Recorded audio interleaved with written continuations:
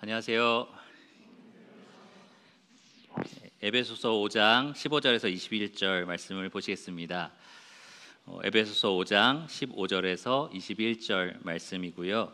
오늘은 오직 성령으로 충만함을 받으라 라는 제목으로 하나님 말씀을 나누겠습니다. 오직 성령으로 충만함을 받으라. 복음이 우리의 신분을 바꿨다라는 말이 사실일까요? 원래 우리는 누구의 자녀였습니까? 마귀의 자녀, 어둠의 자녀였지만 우리가 복음을 깨달았을 때, 우리가 구원받았을 때 하나님의 자녀, 빛의 자녀가 되었습니다. 이렇게 우리의 신분만 바꾼 것이 아니라 복음은 우리의 실질적인 삶도 바꿉니다. 삶의 목적을 바꾸죠. 무엇을 위해서 사는지가 달라지는 겁니다. 또 삶의 원칙이 바뀝니다. 우리 삶을 움직이는 원리 자체가 바뀐다라는 거고요. 마지막으로 우리 삶의 동력이 바뀝니다. 우리 삶을 움직이는 힘, 그 능력, 그것이 바뀐다라는 거죠. 그래서 에베소서 5장 1절을 보시면 하나님께서 우리를 사랑하는 자녀로 삼아 주셨습니다. 우리는 하나님의 사랑받는 자녀가 된 거죠. 신분이 바뀐 겁니다. 그래서 바울은 8절에 하나님을 본받는 자가 되어 빛의 자녀들처럼 행하라 라고 명령을 합니다. 신분이 바뀌면 그 신분에 합당한 삶도 따라온다라는 말을 하는 겁니다. 혹시 지금 휘발유차를 타고 계신 분 계십니까? 제가 그렇고요. 경유차 타고 계신 분, 지금 손을 안 대신 분이 거의 대다수인데 다 전기차를 타시는 걸로 아니겠죠? 휘발유차가 있고 경유차가 있을 겁니다. 가끔 주유할 때마다 제 차는 휘발유차니까 누가 여기에 경유를 넣을까 이런 생각을 할 때가 있어요. 이렇게 색깔도 다르고 하나는 막 스프링 같은 게 걸려 있는데 이걸 헷갈려서 넣는 사람이 있나? 라는 생각이 들 때가 있는데 종종 그렇게 하시는 것 같고요. 저도 장담은 못하겠습니다. 언젠가 습관적으로 그렇게 할 것 같아요. 혹시 휘발유차를 타다가 경유차로 바꾸신 분들이 이제 옛날 습관 때문에 또 아무 생각 없이 하다 보면 그렇게 할 때가 있는 것 같습니다. 그것을 우리가 혼유라고 하는데요. 혼유를 해보신 분들은 어떤 증상들이 나타나나요? 차에? 갑자기 시동을 걸자마자 폭발하나요? 그렇게는 안 되는 것 같습니다. 그런데 이렇게 찾아보니까 소음이 나고 또 차가 진동이 일어나고 시동이 불량 상태가 되고 또 엔진이나 이제 계속 그렇게 타고 다닐 경우에는 엔진이나 차에 있는 모든 부품이 손상된다라고 이야기를 합니다. 그리고 농담처럼 얘기했지만 폭발 사고가 간혹 일어날 수도 있다라고 얘기를 해요. 그러니까 원래 넣어야 될 기름이 아니라 다른 종류의 기름을 넣으면 차가 망가진다라는 겁니다. 어떻게 혼유할 수 있을까라고 제가 그렇게 생각했지만 그리스도인들이 그런 것 같아요. 우리는 이제 성령으로 채워져서 살아가야 될 사람들인데 성령이 아닌 다른 것을 채울 때가 많습니다. 이 구원의 은혜로 새로운 삶을 살게 됐잖아요. 새 생명을 얻게 되었는데 옛 삶의 방식을 그대로 채워넣고 살아가는 겁니다. 그게 혼유처럼 정말 우리의 삶을 망칠 수 있다라는 겁니다. 새 생명을 얻고 난 우리는 이제 옛사람의 정욕을 채워서 사는 것이 아니라 성령을 채워서 살아야 한다라는 겁니다. 오늘 본문인 에베소서 5장 15절에서 21절까지는 어떤 삶이 과연 성령으로 가득 채워진 삶인지를 우리에게 분명하게 말해줍니다. 명령이 총 3쌍이 나오거든요. 모든 명령들이 이 부정과 긍정 명령의 복합 명령으로 되어 있습니다. 잘 보시면 15절에 이렇게 되어 있죠. 지혜 없는 자 같이 하지 말고 오직 지혜 있는 자 같이 하라. 그리고 17절을 보세요. 어리석은 자가 되지 말고 오직 주의 뜻이 무엇인가 이해하라. 그리고 18절을 보시면 술 취하지 말라 이는 방탕한 것이니 오직 성령으로 충만함을 받으라. 모두 오직이라는 말이 들어있고요. 앞에 있는 부정명령 무엇을 하지 말라, 그리고 뒤에 따라오는 긍정적인 명령 무엇을 대신해서 하라라고 이렇게 명령하고 있습니다. 이 세 쌍의 명령들은 이 성령 충만한 자가 과연 어떤 삶의 목표를 가지고 살아야 되는지, 그리고 어떤 원칙에 따라 살아야 되는지, 그리고 어떤 동력으로 삶을 살아야 하는지 우리에게 분명하게 가르쳐 줍니다. 오늘 말씀을 통해서 그래서 우리가 이 성령으로 산다라는 것이 무엇인지, 특별히 성령으로 충만한 삶이 무엇인지를 배우기를 원하는데요. 종종 성령으로 나는 뜨거워졌다. 찬송가 가사 중에도 부르는 CCM 가사 중에도 뜨거운 성령 내려와 막 이런 가사가 있어요. 그런 거 보면 성령 충만이 마치 느낌적인 거, 감정적인 거라고 우리가 생각하기가 쉽습니다. 아무 일도 없었는데 그냥 어느 날 기도회에 갔고 찬양 집회 갔다가 뜨거운 감정이 임하면 난 성령으로 충만해졌어라는 생각을 하는 거죠. 그리고 나서 그 사람 삶이 어떻게 되든지 아무 상관없이 그냥 그게 성령 충만이라고 우리가 보통 생각을 합니다. 그런데 정말 성경이 말하는 성령 충만이 무엇인지 우리가 분명히 알 필요가 있습니다. 오늘 본문을 통해서 우리가 그것을 살펴보기를 원하고요. 그 전에 먼저 여러분, 이 성령 충만이라는 것은 하나님의 명령이다라는 것을 기억하셔야 됩니다. 저 사람은 좀 충만해서 살 수 있고 나는 좀 덜 충만하게 살아야지, 이게 아니라는 거죠. 모든 그리스도인들은 다 성령의 충만함을 받으라라는 명령을 받았습니다. 또한 성령 충만은 명령이자 은혜입니다. 은혜. 내가 원한다고, 내가 노력한다고 충만해지는 것이 아니라 오직 하나님의 은혜로, 성령님의 역사로 내가 그분으로 채워지는 그러한 축복된 삶입니다. 여러분, 오늘 이 말씀을 통해서 이 성령 충만이 무엇인지를 분명히 알아가시기를 바라고요. 또 이 아는 것뿐만 아니라 성령 충만한 삶을 주님 명령에 따라서 또 이 축복된 삶을 살아가시기를 간절히 바랍니다. 그러면 첫 번째로 먼저 이 성령 충만의 방향에 대해서 말씀을 드리겠습니다. 15절과 16절에 기록되어 있습니다. 지혜 있는 자같이 하라라는 방향입니다. 18절에 나와 있는 성령으로 충만함을 받으라에서 충만함을 받다라는 이 헬라어 단어는 플레로라는 단어인데요. 여러 가지 의미가 있습니다. 오늘 저는 이 단어가 담고 있는 이 세 가지 의미에 따라서 설교를 구성했는데, 이 첫 번째 이 충만함을 받다라는 뜻은 무엇이냐면은 이 배가 있고요. 돛을 다른 거예요. 바람이 불면 그 배가 어떻게 되겠어요? 네, 어떤 특정한 방향을 향하여 배가 움직일 겁니다. 이 바람이 돛을 단 배를 한 방향으로 이끌어간다라는 표현이 이 플레로라는 단어에 담겨져 있습니다. 그러니까 바람이 배를 이끌어가는 것처럼 성령께서 그리스도인의 삶을 어떤 특정한 방향으로 이끌어 가신다라는 겁니다. 다른 말로 표현하면 우리 삶의 분명한 목적을 제시하신다라는 거죠. 우리가 원하는 대로 마음대로 살도록 내버려 두시는 것이 아니라 성령이 충만하다면 성령께서 여러분의 삶을 특정한 방향으로 반드시 이끌어 주신다라는 겁니다. 앞서 제가 말씀드린 것처럼 그래서 이 성령 충만하다라는 것은 느낌이 아니에요. 느낌이 아니고 하나님을 향한 우리의 삶의 방향, 삶의 목적에 가깝습니다. 우리는 반드시 이 성령님께서 이끄시는 방향대로 살아야 됩니다. 15절과 16절을 읽겠습니다. 그런즉 너희가 어떻게 행할지를 자세히 주의하여 지혜 없는 자 같이 하지 말고 오직 지혜 있는 자 같이 하여 세월을 아끼라. 때가 악하니라. 여기 15절과 16절의 핵심 명령어는 바로 주의하여입니다. 주의하여. 그냥 주의하다라는 동사가 아니라요, 살피다, 주의하여 살피다입니다. 그래서 다른 성경에 보면 주의 깊게 살펴라고 번역이 됐어요. 무언가를 봐라, 살펴봐라, 점검해봐라라는 이야기를 하는 겁니다. 여러분이 그냥 삶을 살 때에 그냥 이렇게 살면 되겠지, 내 앞에 펼쳐진 이런 일들을 그냥 해내면 되겠지, 사라진다라고 해야 될까요? 내가 그냥 있는 일들을 처리하면서 살아가는 그러한 삶을 살지 말라라는 겁니다. 분명히 어떻게 행할지를 생각하면서 살라라는 말입니다. 그냥 삶의 목적을 단순히 가끔 기억하라라는 일반적인 명령이 아니고요, 계속해서 삶의 목적이 무엇인지를 우리가 상기시켜야 된다라는 현재형 명령입니다. 여러분, 아침에 일어나면 나는 무엇을 위해 살지?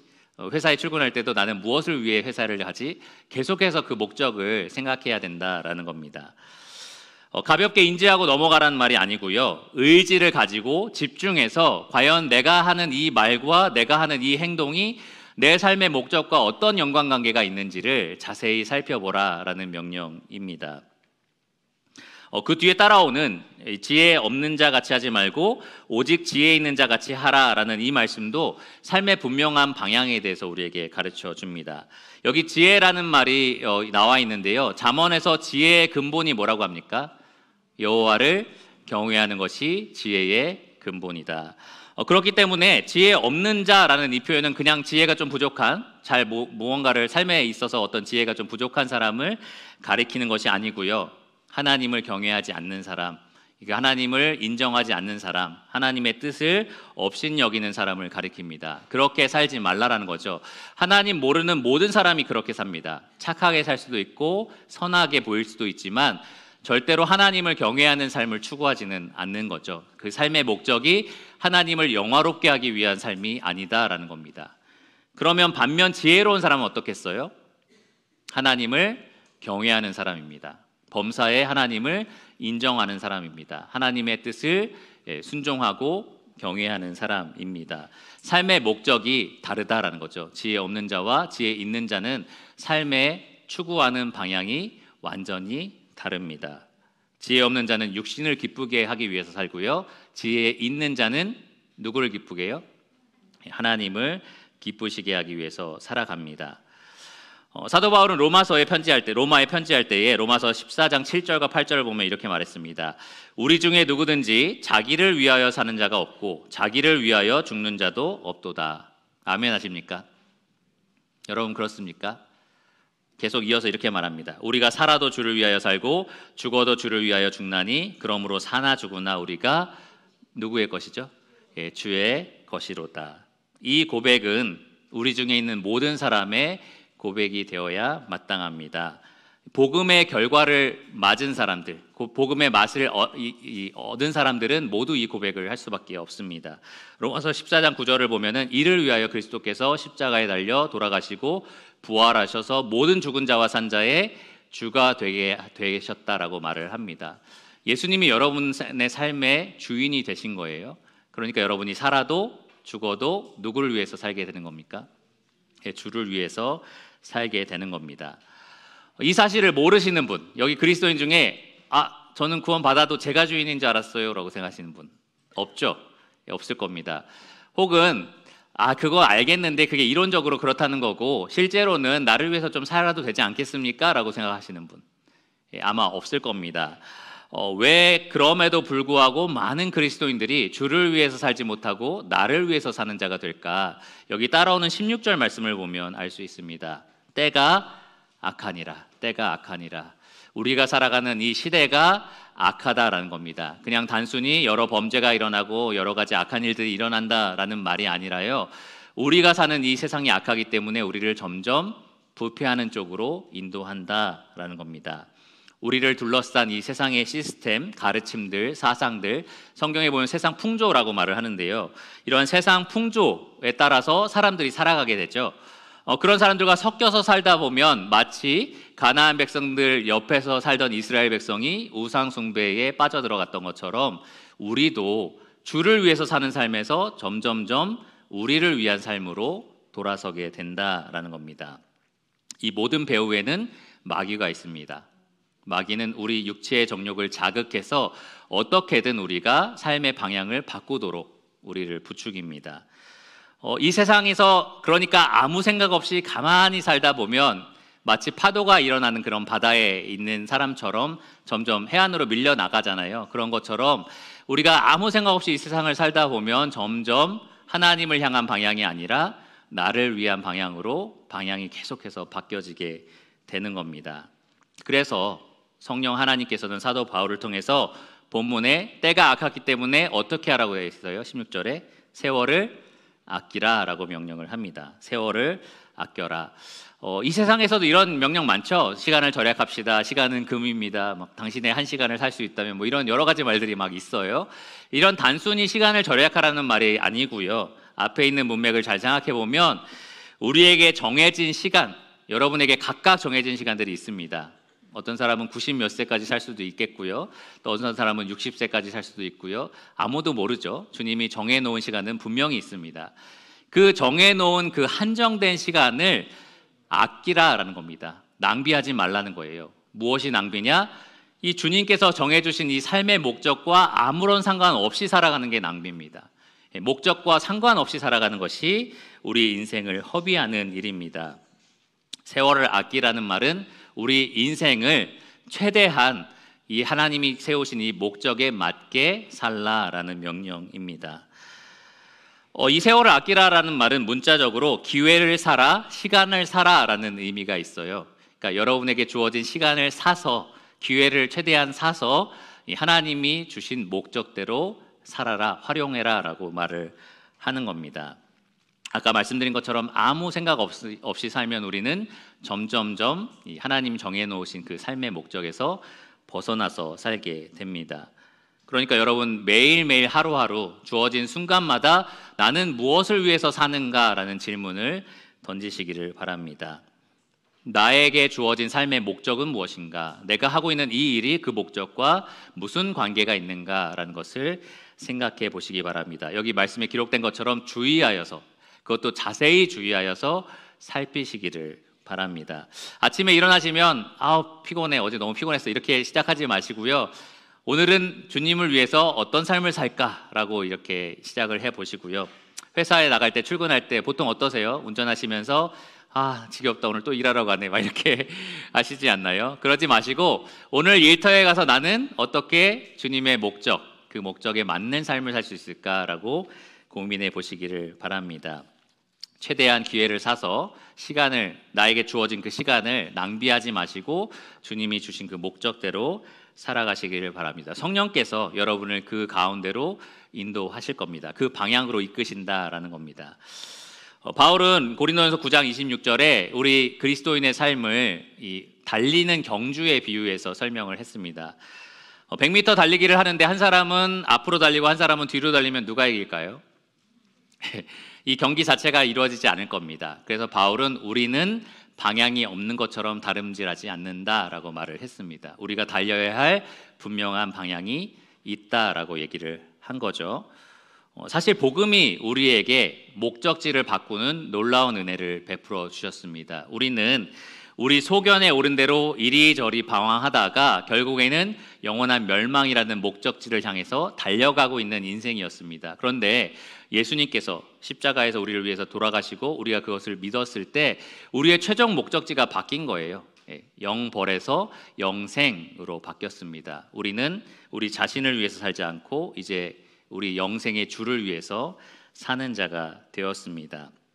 성령께서는 여러분 삶에 매일매일 표대를 세우시는 분입니다. 여러분이 달려가야 할 길이 무엇인지를 매일매일 분명하게 밝히 알려주시는 분이십니다. 매일매일 여러분 삶 속에서 나는 주를 위해서 살고 주를 위해서 죽는다라는 사실을 성령께서 강력하게 알려주시기를 간구합니다. 여러분도 그 성령의 음성에 매일 귀를 기울이는 분들이 되시기를 바랍니다.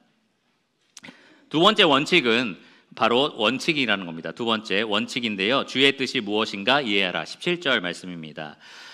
이 충만함을 받다, 성령으로 충만함을 받다라는 이 단어의 두 번째 뜻은 스며든다라는 뜻을 가지고 있습니다.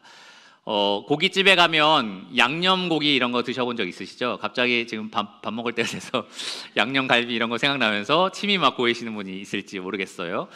그런데 맛있는 집과 맛없는 집의 차이가 있습니다. 맛있는 집은 양념이 고기에 잘 스며들어 있는 거죠. 그래서 먹을 때 그 양념이 충분히 느껴지는 집.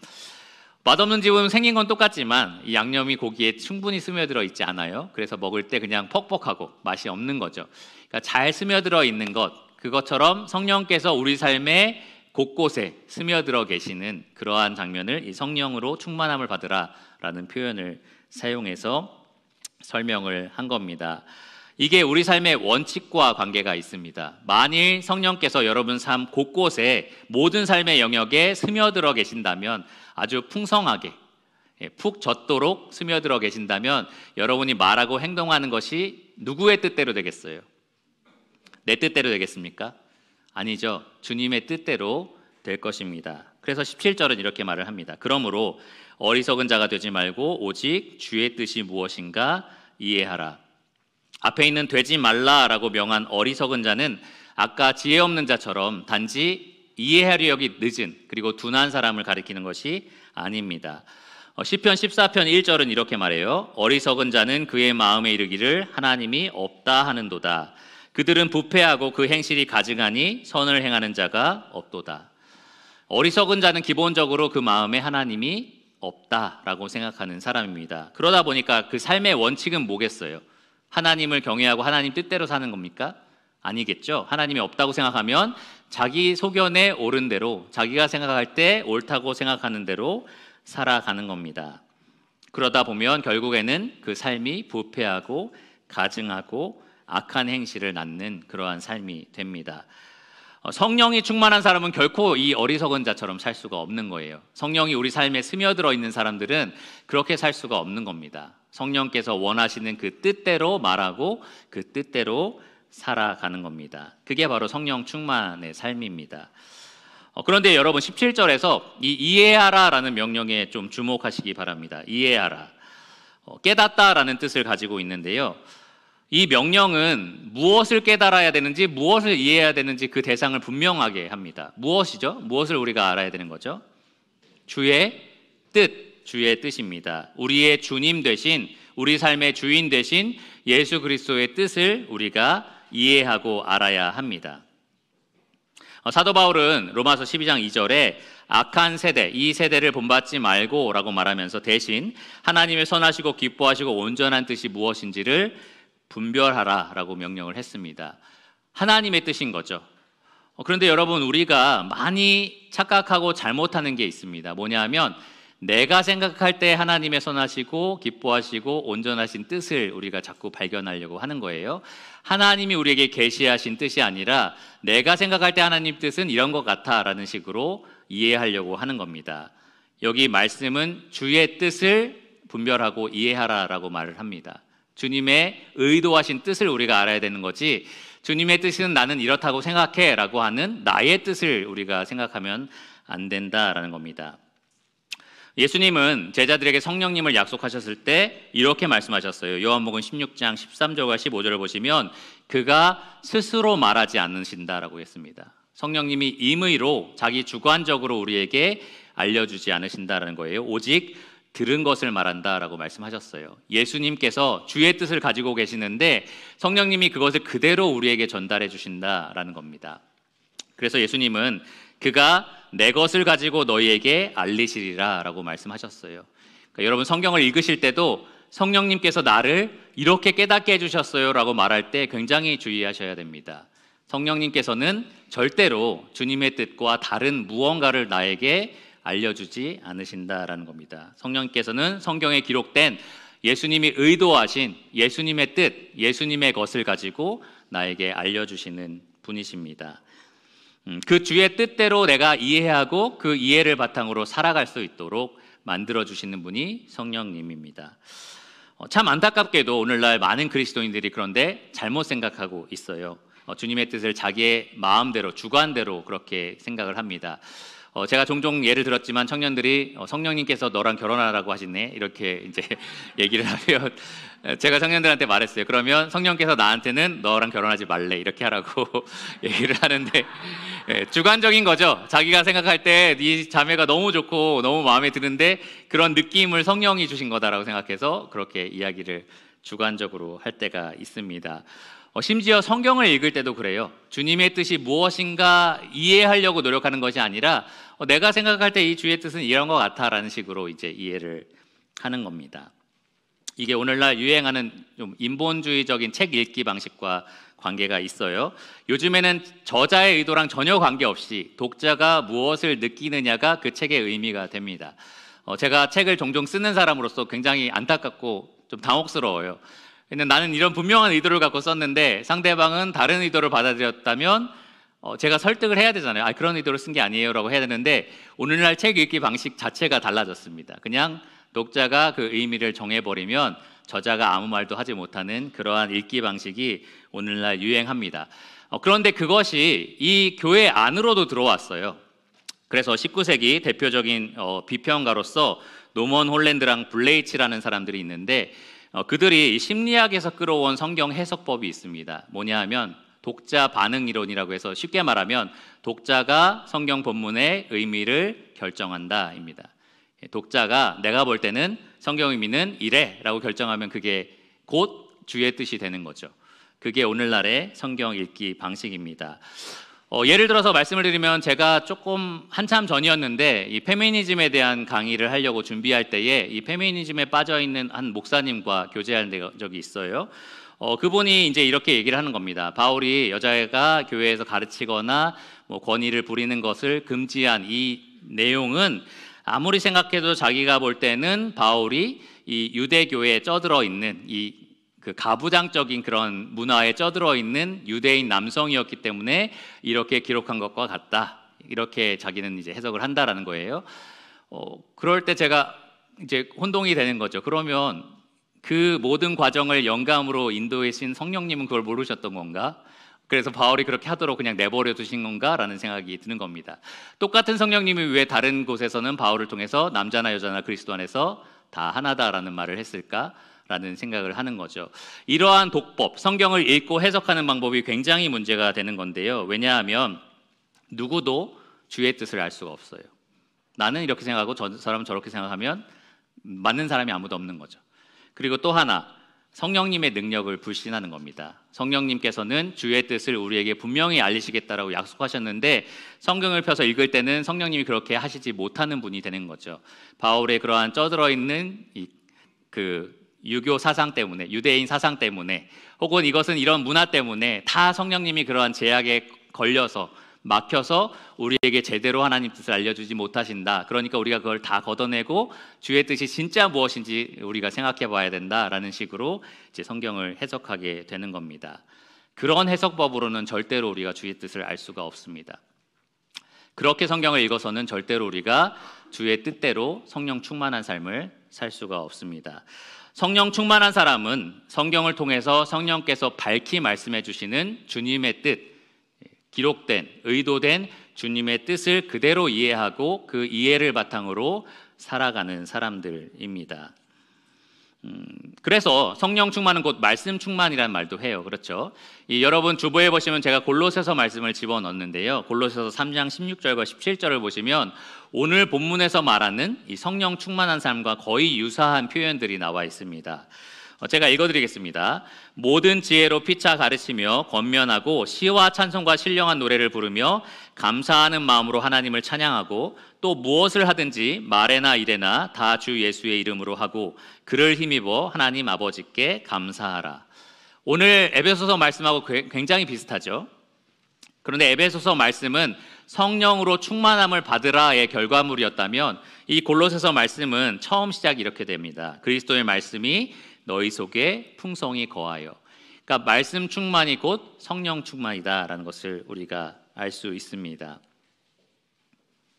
다시 한번 말씀드리지만 이 말씀 충만이라는 것은 내가 생각할 때의 말씀의 뜻이 아니라 말씀을 통해서 주님께서 계시하신 주님의 뜻을 의미합니다. 성령님은 바로 그런 주님의 뜻을 우리 삶 가운데 가득 스며들게 하셔서 그 힘으로 살아가게 하십니다. 그것이 우리의 삶의 원칙이 되게 하신다라는 거죠.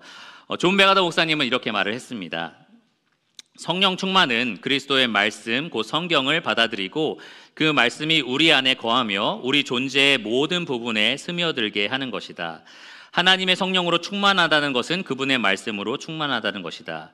우리가 하나님의 말씀으로 충만할 때 그 말씀이 우리의 생각과 행동을 통제하며 이로써 우리는 점점 더 성령의 통제를 받는다.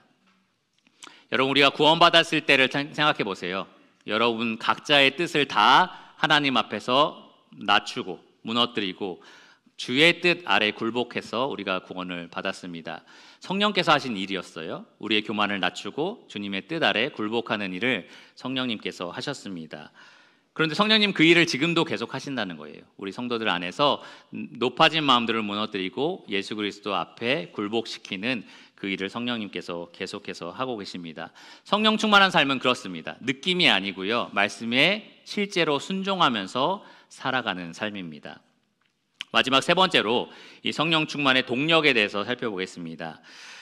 성령으로 충만함을 받으라라는 명령, 18절에 나와 있는 명령입니다. 18절에서 21절까지 이 성령 충만의 동력에 대해서 얘기하려고 하는데요. 이 충만함을 받으라라는 이 단어의 세 번째 뜻이 이 통제하는 힘과 관련이 있습니다. 우리를 움직이고 우리를 말하고 행동하는 데 작용하는 이 강력한 힘과 관련되어 있다라는 겁니다. 18절을 보시면 술 취하지 말라 이는 방탕한 것이니 오직 성령으로 충만함을 받으라 이렇게 되어 있습니다. 혹시 주변에서 술 취한 사람 보신 분 있으신가요? 저는 이제 영업사원을 2년 정도 했기 때문에 굉장히 많이 봤습니다. 저녁에 이렇게 술 취한 사람들을 보면은 좀 안타까운 모습들을 많이 보이죠. 우리가 술 취해서 하는 행동들을 보통 뭐라고 하죠? 주사라고 하죠. 주사라고 하는데, 그러한 말, 행동들, 평소에 굉장히 얌전했던 분이셨는데 계속 말을 하면서 저희 회사의 가장 높은 분과 그 밑에 있는 분이 좀 나이 차이가 거꾸로 돼 있었어요. 그러니까 항상 술만 마시면 내가 너보다 형님인데 막 이러고 분위기 안 좋아지고 막 이게 왜 평소에는 깍듯이 잘 하시는데 술만 마시면 저러실까라는 생각이 듭니다. 술의 힘이 그 사람을 그렇게 말하게 하는 거죠. 어떤 사람은 굉장히 단정한, 품행이 단정한 사람인데 술만 먹으면 막 폭력을 휘두르고 막 그런 사람들도 있습니다. 다른 게 아니라 술의 힘이 그렇게 하는 겁니다. 술이 그 사람을 통제해서 말하거나 행동하는데 엄청난 영향력을 끼치는 겁니다. 사도 바울은 그렇게 하지 말고 대신 성령님의 강력한 힘이 너희를 통제하는 삶을 살라라고 지금 이렇게 말을 하는 겁니다. 성령님에 대해서 이야기하기 전에 술에 대해서 잠깐만 좀 참고적으로 말씀을 드리면, 이 술에 대한 성경의 기본적인 가르침을 몇 가지만 간략하게 말씀드리겠습니다. 첫 번째로, 성경은 술 자체가 악하다라고 말하지는 않습니다. 술은 하나의 음료인 거예요. 근데 한 가지 여러분 기억하셔야 될 것은, 예수님 시대에 먹었던 술은 오늘날 그 도수, 알코올 도수로 치면은 무알코올에 해당하는 음료에 가깝습니다. 그러니까 그 당시에 예수님이 마셨던 술은 막 소주 막 이런 게 아니라 실제로는 포도 주스에 가까운 술이었다라고 생각하시면 됩니다. 그러니까 여러분 막 소주를 막 마시면서 예수님도 마셨으니까 이렇게 하지 마시라는 거죠. 술은 하나의 음료였고, 오늘날은 화학적인 그런 이 과정을 통해서 더 독한 술들을 만들어내지만 그 당시에는 과일로 만들어낸 아주 약한 도수의 술이었다라는 거죠. 두 번째로는 술 취함에 대해서는 성경은 명백하게 죄라고 말을 합니다. 구약 시대도 그렇고요, 신약 시대도 그렇습니다. 술 취함의 정도에 대해서 막 궁금해하면서 어느 정도 적당히 마셔야지라는 생각을 하는 분이 계시다면, 고린도전서 6장 9절과 10절, 갈라디아서 5장 21절에서는 술 취하는 자는 하나님의 나라를 유업으로 받을 수 없다라고 경고하고 있습니다. 그러니까 믿지 않는 사람이나 그렇게 마신다라는 얘기죠.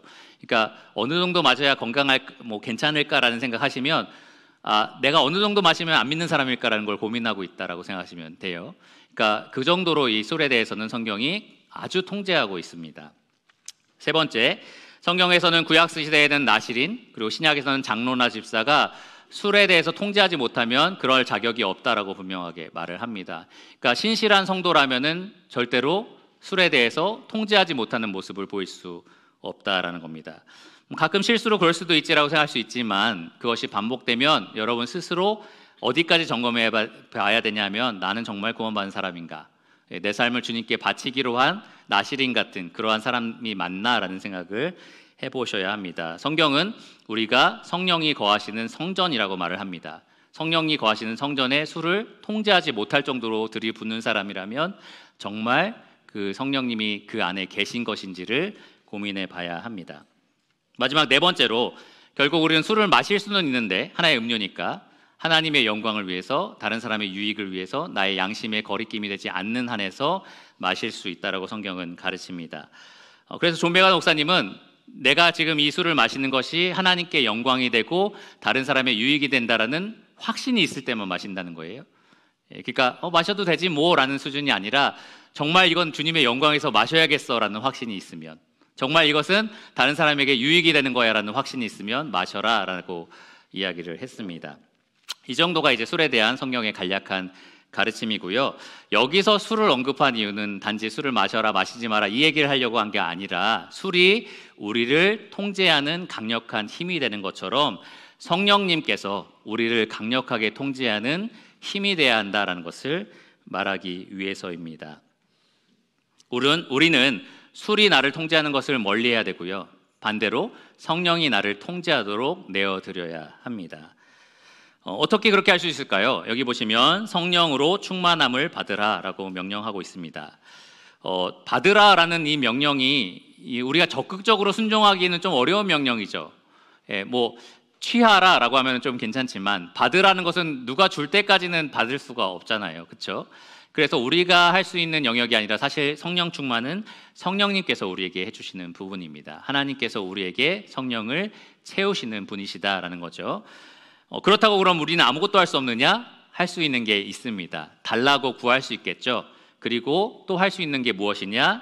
이 앞으로 나오는 세 가지 찬송과 감사와 복종을 통해서 우리는 성령을 구할 수 있습니다. 19절에서 21절까지 각각 한 구절씩 찬송, 감사, 복종이 하나씩 나오는데요.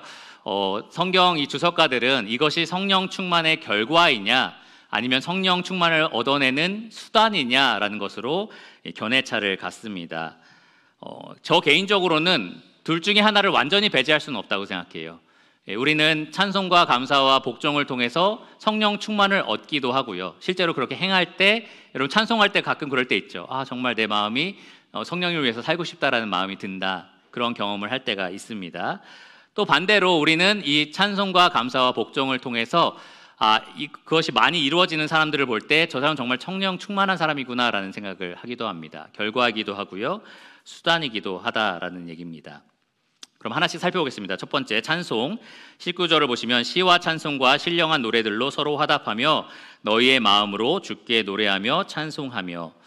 여기 시, 찬송, 신령한 노래들을 하나씩 구분하는 사람들도 있어요. 아주 명백하게 이렇게 갈라진다라고 말하는 사람도 있지만 억지로 구분할 필요는 없습니다. 약간의 구별을 한다면 시는 이제 구약 성경에 기록되어 있는 것처럼 하나님에 관한 찬송들, 시편이 대표적인 예겠죠.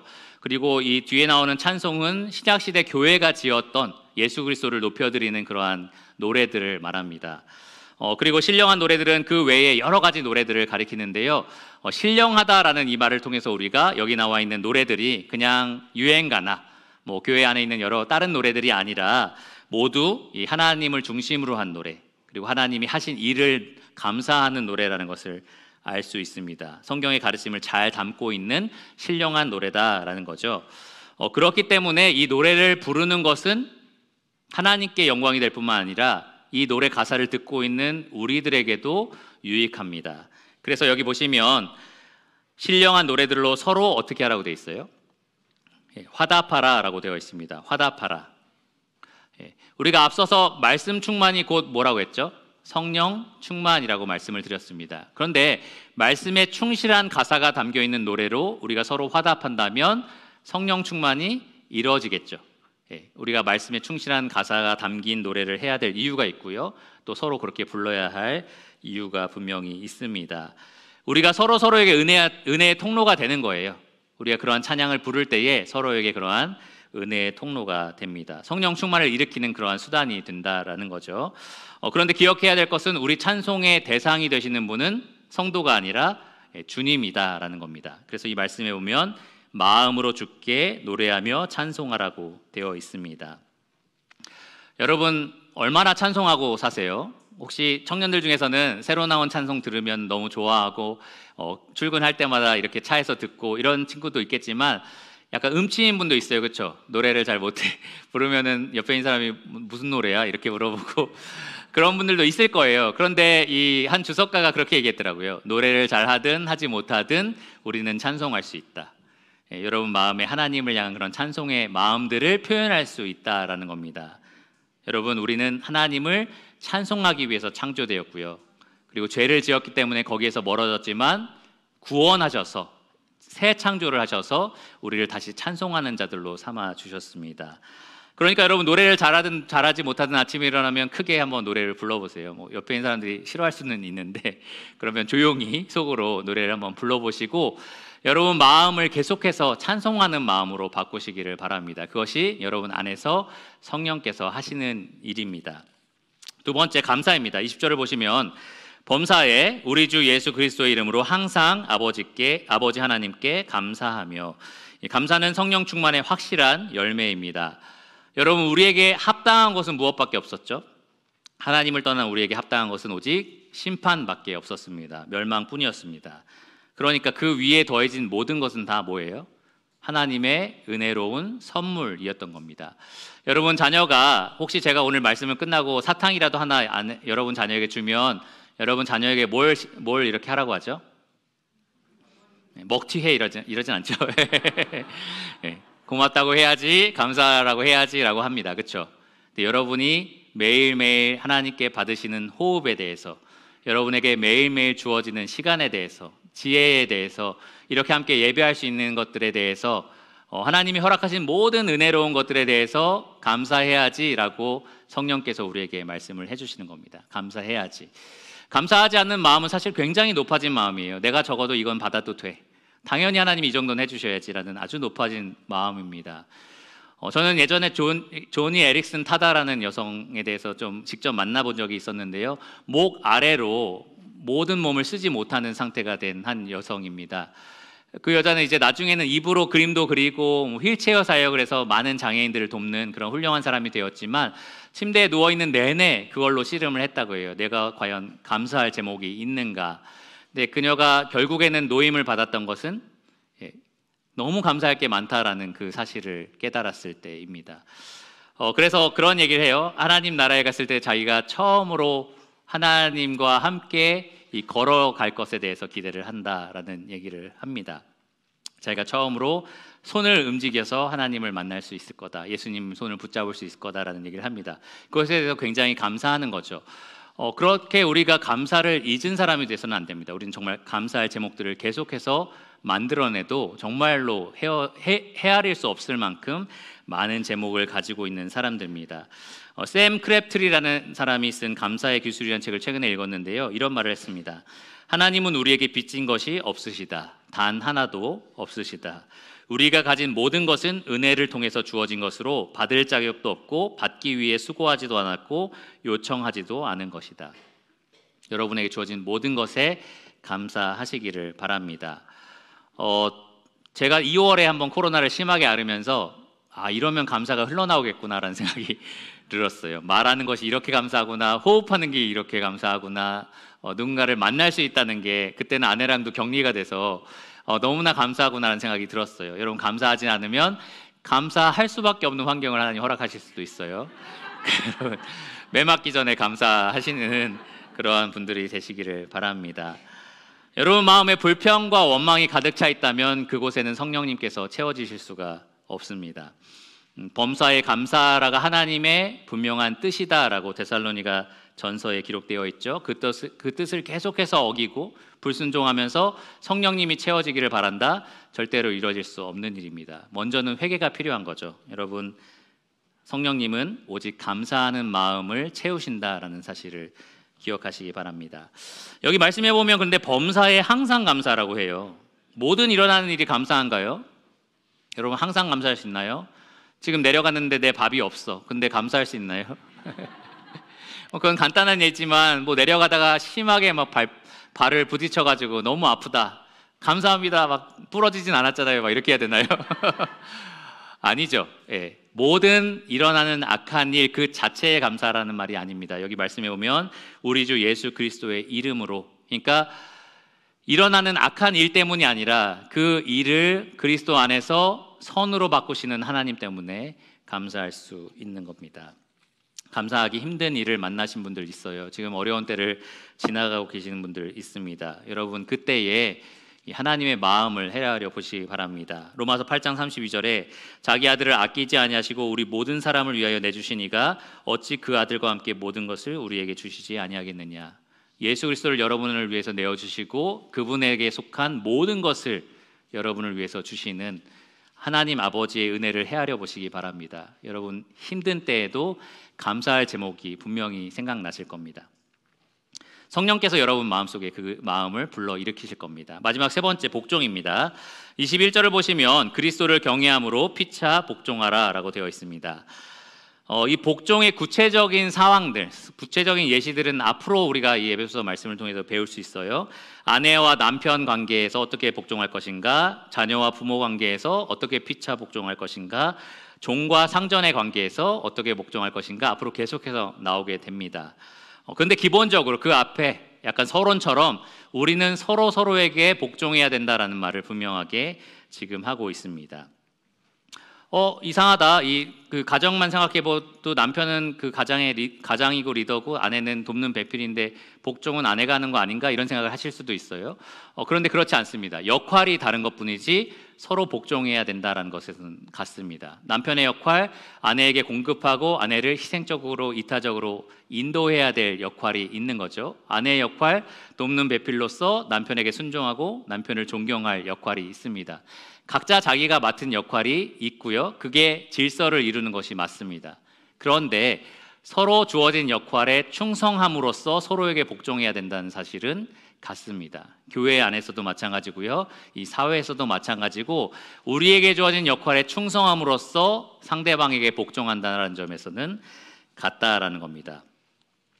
성령님께서는 모든 인간관계 속에서 우리가 서로 복종할 수 있는 그러한 놀라운 일들을 행해 주십니다. 갈라디아서 5장에 기록되어 있는 성령의 열매, 사랑, 희락, 온유 이런 거 잘 생각해 보시면 다 인간관계 속에서 꼭 필요한 열매들이에요. 그러한 열매를 우리가 풍성히 맺으면 기꺼이 우리가 서로에게 복종할 수가 있습니다. 여기 잘 보시면 복종의 동기가 그리스도를 경외함으로입니다. 저 사람은 내가 복종하기에는 너무나 나쁜 사람이고 정말 가치가 없는 사람이에요 라고 생각이 든다 할지라도 주님께서 여러분에게 주신 그 관계 속에서 여러분의 역할이 그렇게 해야 되는 일이라면 그리스도를 경외함으로 그렇게 하셔야 된다라는 겁니다.